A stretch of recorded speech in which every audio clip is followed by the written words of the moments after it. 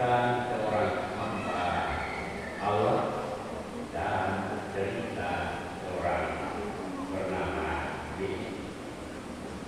Bacaan pertama, saya melukiskan tentang hamba Allah. Hamba Allah. Kalau dengan baik-baik tadi, lukisannya itu sesungguhnya mengarah kepada ramalan penderitaan Yesus. Dikatakan bahwa hamba Allah itu mulanya disangkut, dipuji, dipersonai, dikagumi, tapi pada akhirnya mereka sendiri menangkap dia, mendesak dia, memukul dia sampai tidak ada bentuk.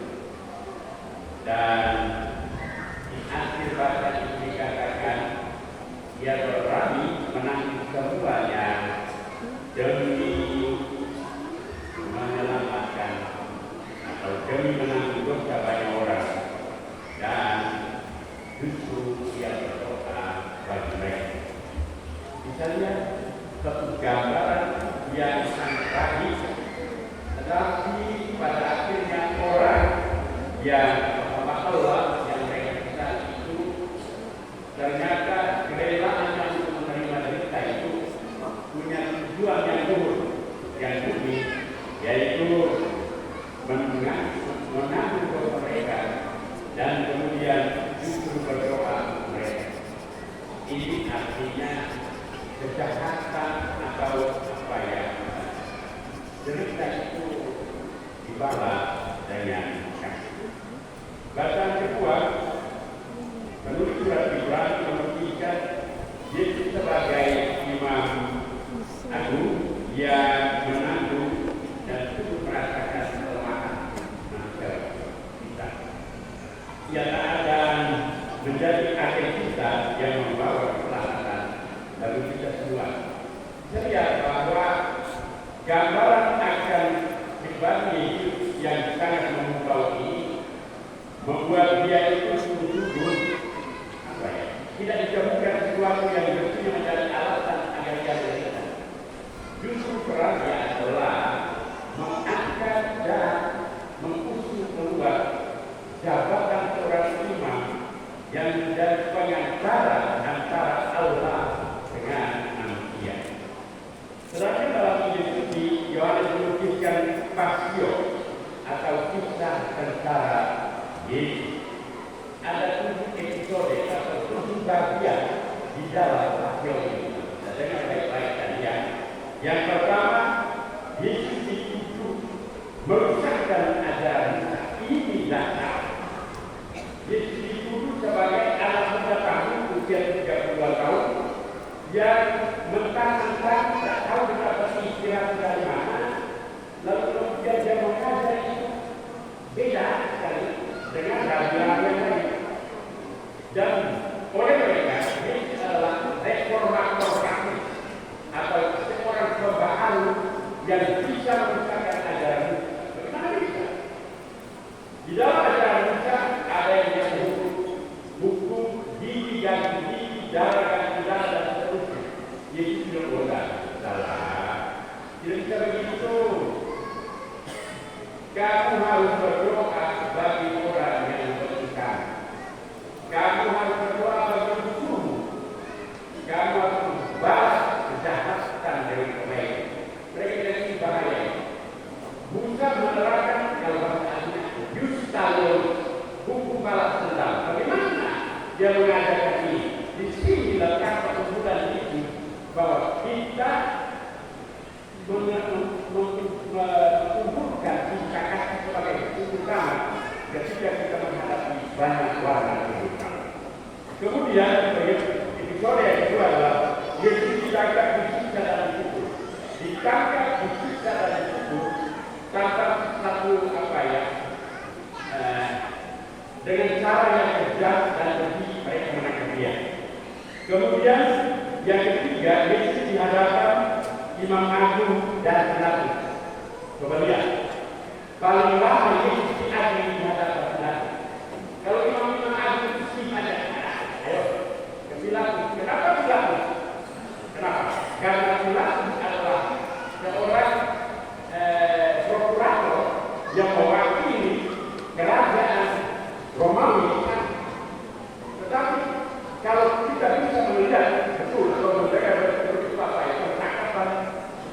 Pilatus dengan Yesus, maka sesungguhnya Pilatus sedang mengadili Yesus dalam ketakutan yang luar biasa. Karena Pilatus itu orang rasional, orang yang pintar, maka dia mencoba memaknai persoalan yang melilit Yesus secara rasional dengan akal yang sehat. Dia bilang begitu, orang ini tidak ada kesalahan bagaimana? Kamu suruh dia bahwa dia salah, ada kalian ini. Tapi orang Yahudi terbakar emosi, mereka tidak menggunakan akal sehat untuk memaknai ajaran Yesus, maka mereka menuntut supaya harus ditangkap, harus dibunuh, digantung di sana. Tapi Pilatus terus hukum. Pilatus tidak, karena dia seorang yang pandai, punya akal sehat. Dia mengatakan mencoba mengeluarkan istilah, engkau mengira. Yesus bilang, apa yang kau bilang itu benar? Lalu dia katakan kepada orang Yahudi, kenapa kamu bisa mengalami raja itu? Tidak, raja kami Kaisar. Padahal mereka sendiri membentuk Kaisar. Dan mereka sendiri membentuk raja yang sesungguhnya itu adalah Herodes. Karena Herodes adalah kolaborator, orang yang raja yang diharapkan untuk melindungi mereka, tetapi ia bersekongkol dengan kaisar-kaisar di Roma untuk menindas mereka. Maka mereka mengatakan raja kami di Roma ngomong kosong, dan Herodes tahu bahwa mereka itu. Karena itu Herodes tetap menulis ini Yesus Nazarene Rex Regiorum. Yesus adalah raja Yahudi, orang Nazaret, raja orang Yahudi. Begitu. Dan ketika orang mengatakan bisa, hapus dong, tak boleh dong. Tidak, apa yang tertulis tetap tertulis. Apa maksudnya? Pilatus menjadikan tulisan itu sebagai paket untuk mengimbangi ketakutan jiwa. Ingat, itu hukuman harus paham. Pilatus menggunakan Inggris tulisan itu untuk menerangkan batinnya yang bergejolak karena ia menyalahkan orang yang benar. Maka ketika isinya bilang dengan dikatakan isi bilang kamu harus baik-baik dong. Jadi bukan karena isinya katakan malah saling ambil orang ini benar. Begitu, tapi mereka orang Yahudi dalamnya diibakan kepada kami. Kemudian episode yang kedua adalah Yesus melakukan jalan salib hingga puncak Golgota. Ini adalah suatu permohonan dari kata-kata kasihkan bertolak dari sendiri mereka satu Fransiskus Asisi pada abad ke-4 untuk membuat pada ini jalan salib ini menemukan logika perjalanan Yesus dari pengadilan sampai di Golgota. Bapak Ibu mungkin ada yang pernah berjalan sangat terlihat ya, luar biasa itu mengagumkan. Kemudian episode berikut Yesus disalibkan, dan yang keenam Yesus dihina oleh penjahat dikaitkan. Kalau orang baik mereka ayo dong selamatkan kami juga. Tapi yang satu itu jangan dong. Kita sebenarnya ini dia itu orang benar, dan kita lain memang jahat. Jadi jangan bangga gitu loh. Nah, kemudian akhirnya diubah oleh terakhir. Maka kalau itu pertanyaannya, mengapa Yesus menderita? Kita harus tahu alasan mengapa Yesus harus menderita. Pertama, gara-gara Yesus mengajar tentang nilai-nilai kerajaan Allah. Seperti kemarin dalam renungan saya katakan, protokol ajaran Yesus adalah nilai-nilai kerajaan Allah atau nilai-nilai kerajaan surga. Apa itu? Dengan kata lain, Yesus membawa nilai-nilai dari langit. Cinta, kasih, kebaikan, keadilan, kebenaran, damai, dan seterusnya. Padahal dunia sendiri sudah punya nilai tersendiri. Ya, nilai dunia sudah punya. Dunia sudah punya dengan nilai yang betul-betul akrab sekali dalam kehidupan mereka setiap hari. Nilai-nilai itu seperti iri, benci, dendam, curang, persekutuan, perseteruan, dan berperang dan lain-lain. Jadi bisa bayangkan nilai lain dan nilai ini bertemu di tengah-tengah dan jelas terjadi distorsi ini. Seperti ini, pertentangan, dan karena itu orang Yahudi yang berpegang pada hukum Yustalioni, cara ibadah, kurang diganti dan sebagainya, mereka tidak yakin. Dan mereka menilai Yesus itu bahaya sudah ini. Apa dia? Walaupun anak-anak kawan kok bisa mereka mau dia mau melupakan hukum saya.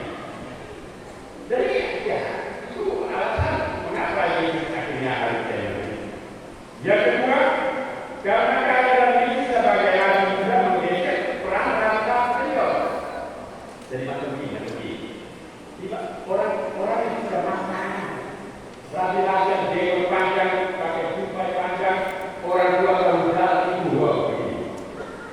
Jadi datang Yesus seorang anak muda, rabi muda, yang mengajar dengan cara yang luar biasa. Perbedaan cara mengajar orang-orang orang tua dan Yesus adalah orang tua mengajar dengan cara legalistik, intimidasi. Mereka mengajar hukum dan menakutkan. Kalau kamu tidak buat begini, nanti begini. Kalau kamu tidak begini, nanti begini. Satu bentuk ajaran yang membuat umat itu beriman secara takut. Mereka tidak ada. Kamu tidak boleh begini, nanti begini. Yesus tampil mengajar secara humanis manusiawi. Maka pola ajar Yesus adalah narasi. Bercerita aja. Kalau bahasa ini, Yesus itu kita pakai cerita dari kita itu. Perubahan inilah perubahan dari dunia dapur ketika Yesus berkata tentang roti dan ragi.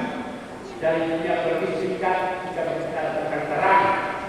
Dari dunia pertanian ketika berbicara tentang biji sawi dan seterusnya. Dari dunia nelayan berbicara tentang buka dan ekspor. Dan itu tidak digabungkan pada ajaran-ajaran rabi-rabi beliau, rabi-rabi terdahulu.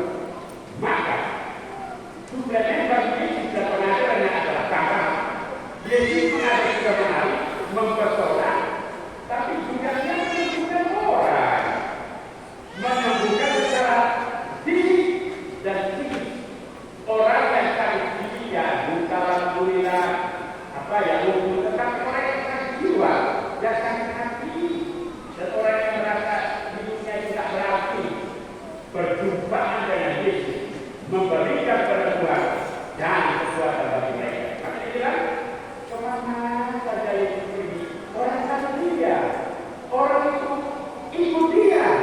Tapi kadang-kadang Yesus berkami, datang kita jangan hanya kata ya. Mereka bilang bukan rotinya Anda sendirilah yang menampilkan Yesus secara brutal, memperkorakan kami nanti saya juga. Nah, ini pertentangan ini loh. Ini sangat wajar. Yang senior budaya junior ini akhirnya mereka mulai memprovokasi mereka dulu tangkap daripada dia mengatakan itu dasarnya. Kalau begitu ada apa di balik penderitaan ini? Penderitaan Yesus adalah penderitaan yang membebaskan dan menyelamatkan dosa dan belum dan kita alami. Dalam kerokok iman bagi kita, Yesus dan deritanya itu bukan suatu penderitaan fatalistik, suatu penderitaan yang tidak bermakna, tetapi penderitaan yang berarti yang menentang sepanjang sejarah gereja. Orang-orang dalam sejarah gereja, melakukan penderitaan itu mengandung sebuah daya biofil orang-orang. Daya biofil apa? daya yang membawa suatu cara pandang bahwa di balik penderitaan senantiasa ada kekuatan yang memberikan. Dan itu yang kita alami. Maka iman itu kita ekspresikan melalui perayaan Paskah selama 3 hari ini dan nanti besok minggu itu. Kemudian penderitaan yang menciptakan peradaban baru. Peradaban baru adalah membawa kejahatan dengan kasih dan pengampunan. Dan peradaban baru itu yang saya kemarin bilang itu adalah veterannya orang Kristen atau brandingnya orang Kristen. Makanya kita bisa katakan begini, walaupun kami bisa katakan melalui tantangan godaan dan sebagainya, tapi kami tetap mengaku. Buktinya kadang-kadang kita melecehkan bahasa Facebook atau YouTube dan sebagainya. Kadang-kadang kita pikir orang memperlakukan kita seperti untuk gereja, orang sementara doa akan dikatakan. Lalu ada yang tulis, kami akan kita mendoakan mereka karena mereka tidak tahu apa yang mereka lakukan. Wih, rasanya mau bikin ada telinga mereka. Kalau kita mau emosi saja, tapi kita doakan mereka karena mereka tidak tahu apa yang mereka lakukan. Memang begitu kan? Bahwa ini artinya apa? Kesabaran orang Kristen ini adalah suatu kesabaran seorang penggali kubur. Apa itu? Seorang penggali kubur, kesabaran, kesetiaan seorang penggali kubur. Kalau orang gali kubur, ya, orang tidak mungkin pertama gali itu kan apa? Atau tanah itu ya. Gali dapat batu. Nah, dapat batunya mau apa? Apa mau tidak? Dapat sebenarnya di bawah. Tidak mungkin. Bahan berminggu-minggu. Habis dapat tanah Islam. Oh enak, gali tidak dapat batu lagi. Apa? Bahan itu tanah ini, batu tanah ini, air yang kita dapat itu yang bisa dinikmati oleh semua orang, bisa ditimba oleh semua orang. Kita bangga. Itu adalah kesabaran dan kesetiaan seorang Kristen. Kesabaran dan kesetiaan seorang penggali kubur yang kesetiaannya, kesabarannya membawa hikmah bagi orang yang menghubungi kita. Dan akhirnya mereka mampu dan mereka sendiri bahkan menimba hal yang lain. Jadi, untuk mengakhiri khotbah ini, saya mengambil sebagai kisah. Pada saat Hitler menguasai Jerman, dia membenci sekali orang yang dia membunuh sekitar hampir 4 atau 3 atau 4 juta orang.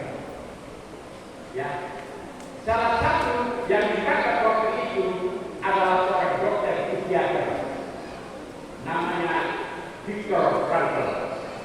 Viktor Frankl itu menulis sebuah buku dengan judul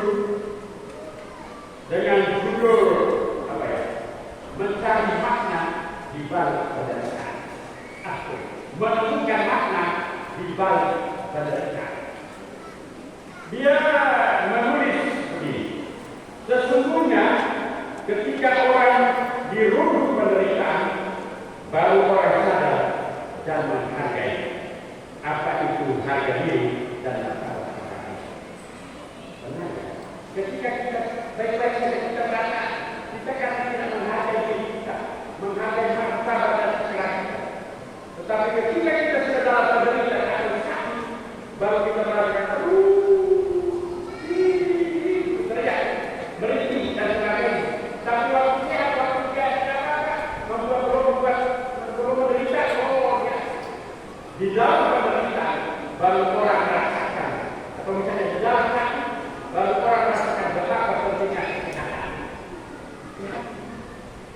Ketika dia sehat dan minum air, dia membunuh tekanan darah di dalam seperti dia rokok dan makanan kapal ini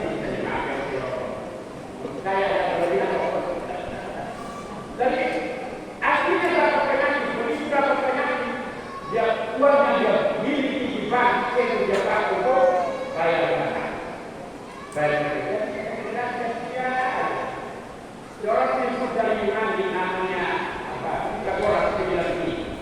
Sesungguhnya tidak ada penyakit, yang ada adalah pengabaian. Baik.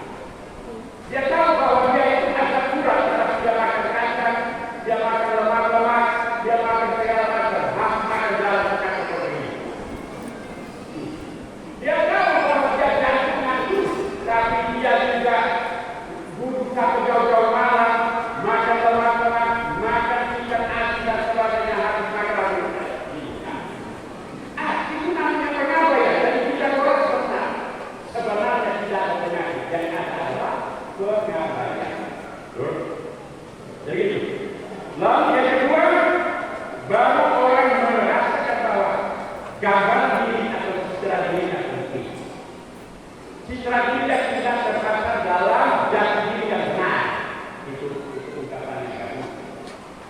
Lalu kemudian, dan orang menyadari bahwa hidup itu berarti termiliki, dan hidup itu ada yang punya, atau bahasa lainnya hidup itu bertuan, ada yang punya. Kita bukan memiliki, kita hanya pelakon hidup, pemiliknya di atas. Baru kita mulai sadar, kita kata, aduh Tuhan, Tuhan, kesian saya ini menderita. Tapi dia jangan motor karena ada terlalu ngebut. Sesudah itu orang datang ke dunia, dia ini adalah salib saya. Dan itu, kau sendiri salah juga. Dan itu Tuhan bawa itu sana. Oke. Karena kita mengalami, sejak kepercayaan itu menyadarkan kita untuk tahu bahwa ada 3 kepaksaan dalam hidup kita. 1. Pasrah fisik. Pasrah fisik artinya apa? Kita itu, saya bekerja tiap hari, kerja, sampai lelah akhirnya. Ketika kita sakit, kita masuk rumah sakit. Semuanya itu mengalami kepasrahan, fisik yang pasrah, fisik yang lelah, fisik yang sakit. Kemudian kepasrahan fisik adalah kepasrahan jiwa, di mana orang kadang-kadang mengalami hal-hal yang berbeda, frustrasi, stres, kecewa, putus asa dan sebagainya. Dia katakan apa yang kurang? Aku buat ini lebih baik untuk suami atau begitu. Kenapa engkau melakukan ini kepadaku? Apa yang kurang sahabatku? Selama ini aku baikkan engkau dan sebagainya. Mengapa kau melakukan hal itu kepadaku? Artinya orang frustrasi, kecewa dan putus asa. Yang berikut adalah kepasrahan intelek. Psikis intelek. Ketika sesuatu kita tidak bisa bingung, kita bingung kita belajar keluar ini. Bingung, kenapa ya? Saya juga tidak mengerti. Ketika kita mengalami kepasrahan intelek, baru kita mengalami akar iman. Baru kita sadar bahwa hidup ini ada yang ngaturnya. Karena itu harus berserah pada dia yang akan menghidupi. Dan jika kepasrahan itu mengajar kita untuk percaya bahwa ada Tuhan yang mengatur hidup kita. Karena itu maka betapa pentingnya kita mendekatkan diri padanya, berserah padanya dan minta pertolongannya. Karena memang Tuhan tidak menjanjikan lautan yang teduh, tetapi pelabuhan yang aman bagi setiap orang yang bersandar padanya. Saya bilang begini, kita berdoa berserah pada Tuhan. Ingat, Tuhan tidak menjanjikan lautan yang teduh, tetapi pelabuhan yang aman bagi setiap orang yang berserah padanya. Tuhan tidak bilang, karena kamu percaya pada aku maka kamu aman, bebas, tidak akan